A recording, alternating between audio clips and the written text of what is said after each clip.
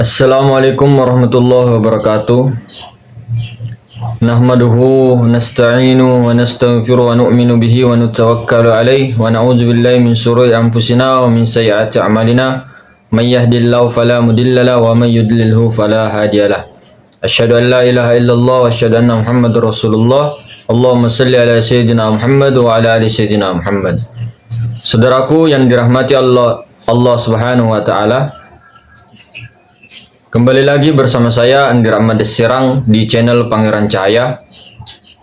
Konten kali ini kita akan membahas tentang cara dan praktek langsung masuk ke gawang jalur tol untuk bagaimana cara pengenalan kepada Allah Subhanahu wa taala dan masuk ke dalam diri. Awaluddin ma'rifatullah, awal agama adalah mengenal Allah. Maka kenalilah Allah itu siapa. Allah itu la sautin wala harfun. Allah itu tidak ada di mana-mana, tidak kemana-mana, akan tetapi hakikatnya dia meliputi segala sesuatu.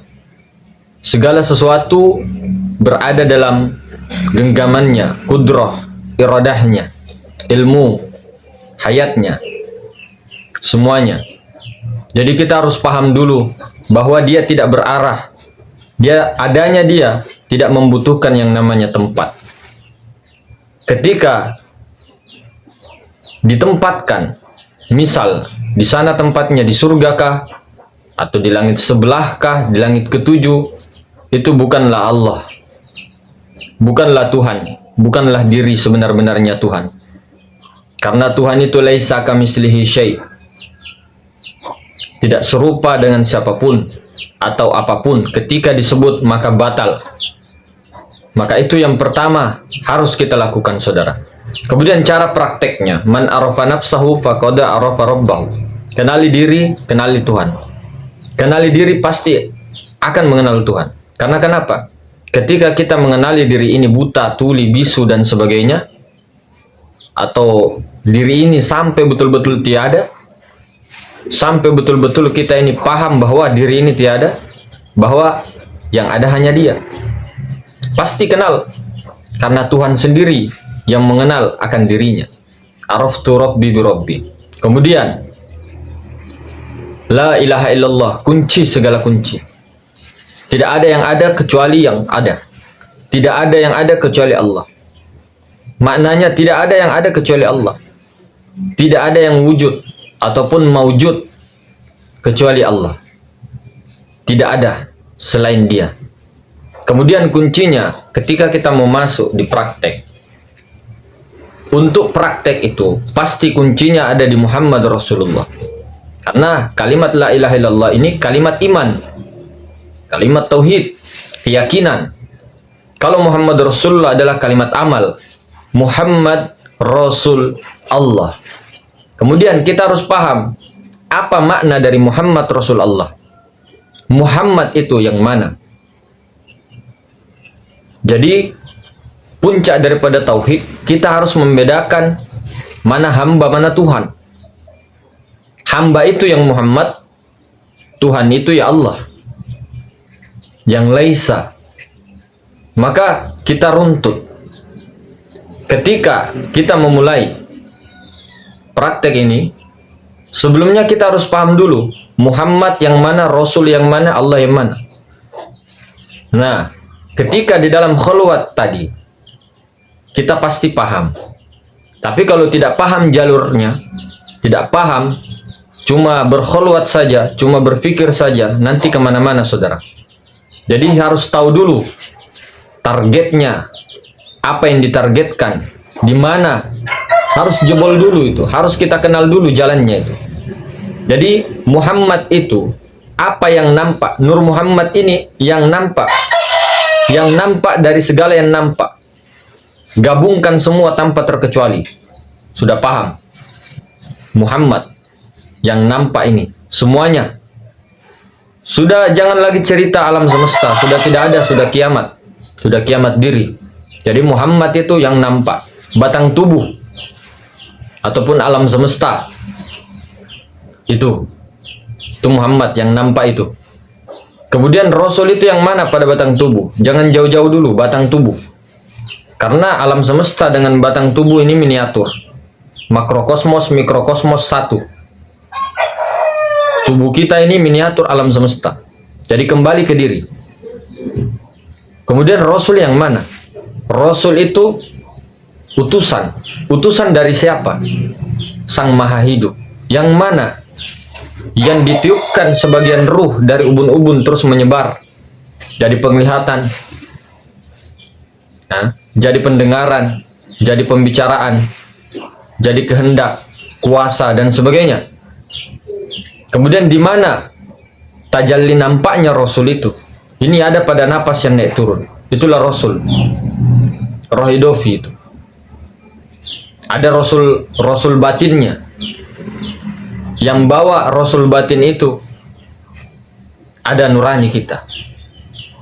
Nurani kita itulah, suara hati itulah Rasul batin, Rasul sejati.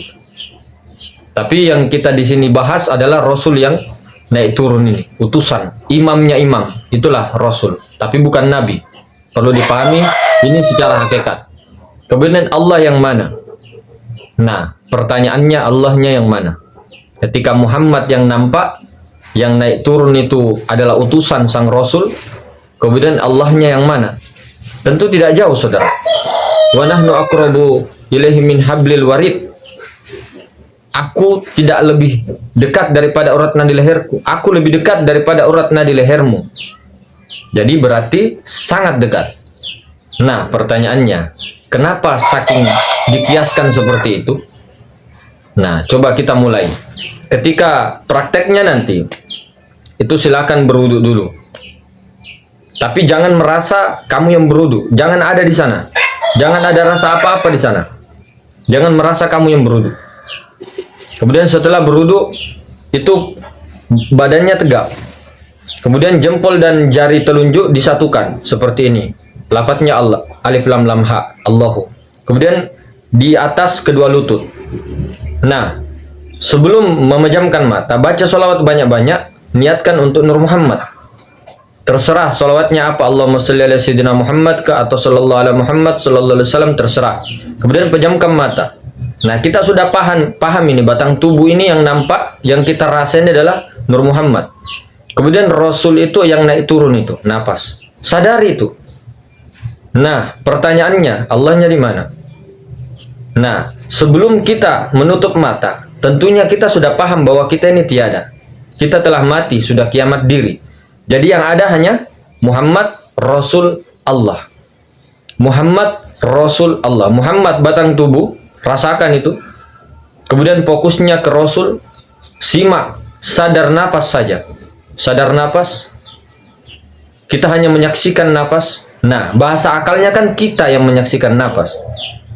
Sebenarnya kuncinya yang menyaksikan nafas itu adalah Allah itu sendiri. Karena kita telah mati, kita telah tiada. Jadi ketika duduk, ketika bersemedi itu adalah Muhammad yang batang tubuh itu. Jadi sifat, makom hamba itu Nur Muhammad, Muhammad itu. Batang tubuh ini yang nampak. Kemudian Rasul itu yang naik turun, yang la sautin wala harfun. Bisa dirasakan itu ketika tutup mata. Nah, kemudian yang menyaksikan itu adalah Allah itu sendiri. Sama dengan sholat. Nah, yang menyembah apa? Tubuh. Artinya Muhammad. Nah, kan? Kemudian yang sholat yang mana? Pasti Rasul. Itulah napas yang sholat. Nah, kemudian yang menyaksikan itu berdiri, ruku, sujud, duduk, itu siapa? Kalau bukan Allah. Nah, makanya itulah as-sholatu mi'rajul mu'min. Sholat adalah mi'rajnya orang beriman. Maka itu tadi kembali kepada praktek di dalam khulwat tadi. Setelah berwudu, duduk, baca sholawat banyak-banyak, matikan diri bahwa kita sudah tiada, ya. Yang menyaksikan, yang disaksikan, yang menyaksikan itulah Allah, yang disaksikan itulah Rasul. Nah, Sudah paham toh? Jadi Muhammad Rasul Allah prakteknya. Jadi badan tegap, pandangan lurus ke depan, kemudian pejamkan mata, sadar nafas. Sadar nafas naik turun. Rasul itu, Rasul yang naik turun. Sadar itu. Kemudian yang menyaksikan itulah Allah. Karena kita sudah tiada. Ini kunci. Kunci sekali. Sangat simpel.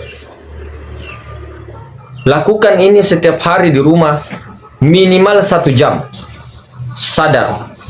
Jadi ketika setelah sadar 1 jam, stopwatch boleh, tidak pakai stopwatch juga boleh. Silakan kira-kira aja. Ketika sudah membuka mata, kita hadirkan lagi rasa di dalam semedi. Di bertapa ini, di meditasi ini, keluar di dalam semedi. Jadi ibaratnya khalayak ramai yang kita lihat itu adalah semuanya adalah Nur Muhammad yang nampak itu. Nah, kemudian yang menyaksikan Nur Muhammad itu adalah Allah itu sendiri. Karena ini di sini ini ruh ini. Ruh inilah yang membuat kita bisa melihat al-hayat. Hayat itu sang hidup, hidup itulah yang ditiupkan sebagian. Namun perlu kita pahami, kenapa kita bilang yang menyaksikan itu Allah? Karena sebenarnya kita ini hanya wadah. Seperti saya bilang, hanya salon. Nah, di mana sang penyaksi itu sebenarnya? Di sini, saudara, yang alam kekosongan. Dari sini kita berasal. Kemudian apa sih dia itu? Ini kan ruang kosong. Ya, ruang kosong ini itu diliputi oleh Sang Maha Ruang. Jadi ruang kosong diliputi oleh Maha Ruang. Jadi sadar saja, yang menyaksikan itu dia juga, yang disaksikan itu Muhammad yang nampak, Nur Muhammad yang nampak. Karena kenapa? Ketika dia mau menampakkan, menzohirkan daripada dirinya, dia harus mentajallikan dirinya ke dalam sifat itu, kepada bayangannya tadi yang diadakan itu, dimaujudkan. Itulah Nur Muhammad. Beda lagi kalau kita tidak paham ini, ya, kemudian kita melihat orang terus dibilang itu Allah, itu salah, bahaya di situ. Nah, makanya saya bilang Nur Muhammad itu yang nampak ini tanpa terkecuali. Kalau kita semedi tidak ada siapa-siapa di sana, ya berarti kepada batang tubuh saja. Itulah Nur Muhammad, rasakan. Kemudian pindahkan titik fokus itu di hidung, di naik turun napas di Rasul itu. Yang menyaksikan siapa? Allah itu sendiri. Karena yang menyaksikan itu ada di sini, bukan di dalam sebenarnya. Jadi luar dalam itu meliputi semua Nur Muhammad. Laisa itu, Allah itu. Tapi cukup dipahami karena ini pembelajaran, bukan untuk disebut. Ketika disebutkan batal jadi sifat. Yang penting sudah paham lah. Sang Maha Ruang itu, Sang Maha Ruang yang tak terbatas. Bukan cuma di surga, bukan cuma di langit sebelah, di grup sebelah, dan sebagainya, tidak. Jadi sudah paham, lakukan praktek itu. Naikkan di situ. Betul-betul laksanakan praktek ini. Jangan sampai ilmu terlalu banyak, pusing, putar sana, putar sini, praktek tidak ada. Nanti tambah bingung, tambah membingungkan. Makanya ini termasuk jalur nur, jalur yang paling cepat dengan berkhulwat tadi. Nah, kalau memang mau sowan toriko, nanti yang di Pulau Jawa ataupun di pulau mana, boleh talkin langsung ketemu. Nah, talaki, bertatap muka. Karena itu memang perintah guru kita, mursyid kita. Tapi kalau jalur nur, saya punya ijazah, boleh secara online begini. Kita ajarkan ini, praktekkan. Kalau cuman nanya tapi tidak dipraktek, itu salah sebenarnya. Omong kosong. Jadi seketika ilmu ma'rifat dibuka semua, lantas cuma di akal saja, di pengetahuan, kemudian dibuang lagi. Ya, tidak dipraktekkan. Itu omong kosong, saudara. Nah, jadi kembali lagi, minta tolong kalau memang betul-betul mau belajar, betul-betul mau mempraktekkan itu, praktekkan itu minimal 1 jam. Atau kalau nggak kuat setengah jam. Duduk, badan tegap. Kalau tidak kuat tegap, terserah. Mau baring, mau apa, terserah. Yang penting kita sudah paham Muhammad Rasul Allah itu. Jadi pada batang tubuh yang nampak, kita sudah paham itulah Nur Muhammad. Rasul itu imamnya imam, itulah nafas. Sebenarnya nyawa itu adalah nafas, itu tajallinya. Nah, kemudian yang menyaksikan itu Allah. Allah. Tapi jangan disebut, tidak perlu. Yang penting kita sudah paham. Bukan berarti kita Allah, tidak. Karena sejatinya yang melihat itu di sini. Di sana dia asalnya. Ini kan cuma titipan, dihembuskan saja. Nanti kan kembalinya dari sini juga, Sang Maha Ruang. Dihembuskannya dari sana, kita sebenarnya diri dari sana, Sang Maha Ruang, ya, tanpa terbatas. Kemudian masuk lagi, dihembuskan setengah. Nah, inilah yang dikatakan ilahin nas, malikin nasnya yang mana? Pemilik, raja manusia. Nah, itu Sang Maha Ruang meniupkan sebagian ruhnya, utusan. Nah, ketika ditiupkan sebagian ruh ke sini, ya toh, terus ada pembatasnya, pembatas kadaluarsanya, nanti keluar sendiri kembali. Ataupun kalau tidak kenal dirinya, dia rampas haknya Allah, nah, nanti dicabut paksa, saudara. Jadi kita ini berasal dari Sang Maha Ruang, kemudian kembali lagi ke sana. Harusnya begitu, innalillahi wa inna ilaihi raji'un. Tapi bukan kita, karena alam semesta sudah hancur. Kita kan sudah mengetahui juga kok bahwa kita ini siapa.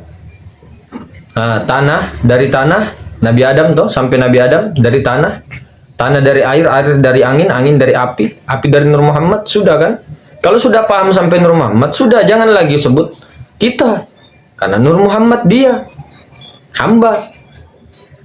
Hamba itu bukan kita, tajallinya, wujud bayangannya. Maka kita selalu jelaskan dari alam ahadiyah sampai alam insan itu kita tidak pernah ada. Coba berpikir di situ. Nah, mungkin begitu, saudara. Yang penting kita sudah paham prakteknya itu di Muhammad Rasulullah. Nah, yang disaksikan itu Nur Muhammad, yang menyaksikan itu adalah Allah itu sendiri. Tapi bukan kita. Karena penyaksiannya bukan di luar, bukan di dalam, karena memang diliputi kita ini Nur Muhammad. Jadi Nur Muhammad yang nampak ini diliputi oleh dia, Sang Maha Ruang. Makanya Laisa tidak bisa disebut, karena dia bukan kosong. Mau disebut kosong, batal juga, ya kan? Disebut tidak ada juga, ketiadaan, ada juga. Nah, Sang Maha Hidup, Sang Maha Ruang, Sang Maha Kuasa, itu baru tepat. Begitu. Mungkin bisa dipraktekkan. Kalau ada kekeliruan ataupun perjalanan-perjalanan yang memang ketika saya berikan ini, saya berani bertanggung jawab, chat nomor WA saya, boleh. Atau gabung di grup kita, boleh. Pertanyakan apa pengalamannya. Tapi jangan sampai bertanya ketika pengalamannya, apa teorinya dari orang lain, terus bertanya ke kita. Itu kan jadi beda, jadi rancu kan. Maka saya harap ketika sudah dilaksanakan, kemudian ada pengalaman-pengalaman spiritual, itu dibilang boleh. Nanti ketika kita luang pasti dibalas. Sebenarnya ketika kita sudah paham itu, sadar, betul-betul sadar bahwa kita tiada, Nur Muhammad yang dilihat, yang menyaksikan juga Allah, itu sebenarnya tidak mungkin ada iblis. Karena iblis sudah tiada di situ, tidak berani, tidak ada lagi. Karena sudah mati kan, rasa tercela itu, rasa terlaknat itu. Iblis itu jalan sebagai tumpuan, batu loncatan kepada pengenalan itu. Kalau kita di dalam kholwat, sadar di situ yang menyaksikan juga dia, yang disaksikan itu dia juga hamba tuh, Nur Muhammad, maka iblis tidak akan masuk. Nah, kemudian ketika ada ilham-ilham suara-suara, siapa itu? Itulah Jibril yang membawa wahyu kepada Rasulullah. kepada Rasul. Tapi ini secara hakikatnya, jangan sampai mengaku-ngaku Nabi, mengaku-ngaku Rasul. Itu salah itu. Karena ini yang dibahas ini hakikat, bukan syariat. Begitu, saudara. Mungkin begitu. Lebih dan kurangnya mohon dimaafkan. Subhanallah bihamdik, subhanakallahumma bihamdika, asyhadu an la ilaha illa anta astaghfiruka wa atubu ilaik. Assalamualaikum warahmatullahi wabarakatuh.